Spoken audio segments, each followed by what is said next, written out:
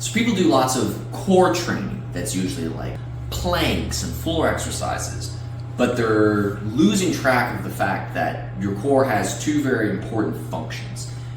Whenever it comes to training, I always say if you're wanting to do something, do that thing. If you want to get better at running, run. If you want to get better at jumping, jump. Well, if you want to get better at using your core, use your core the way that it was designed to be used. Your core is designed to transfer power and stabilize your spine. It's not actually great at generating power by itself because it only goes a very small motion in any direction that truly comes from only being generated at the core. So when, say, I'm throwing a ball, the majority of my power is coming from my legs pressing against the earth. The caveat is I'm trying to throw the ball. So how do I get the power from pushing against the floor into my ball? That kinetic energy has to be traveled and sent through my trunk to then travel down my arms and eventually into the ball. So if you're not actively throwing things, you're not using your core or any kind of swinging or chopping. So when I throw the ball, if I only use my abs, it's not going to go very far. I'm having to use my legs to transfer that power. Now my abs have to contract more strongly and violently to be able to get that full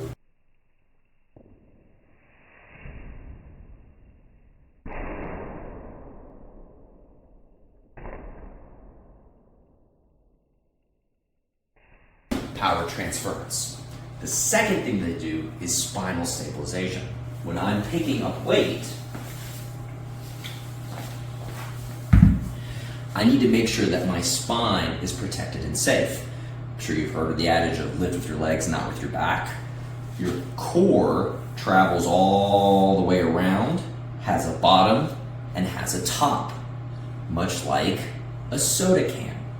If you took a full, unopened can of soda and stood on it, that can would not collapse because the pressure that's inside is supporting it on all sides. So when I lift, I brace,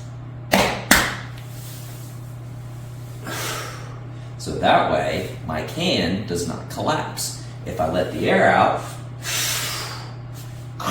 now that can is going to crumple under your feet. Without that brace, it's very hard to maintain a neutral spine, and now bending my spine under load is a fantastic way to slip a disc or hurt your back.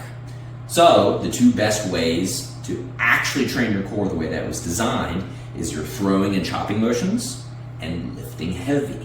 Because the heavier my load, the harder I have to brace, the stronger I have to contract my abdominal muscles, and now I'm actually strengthening my core.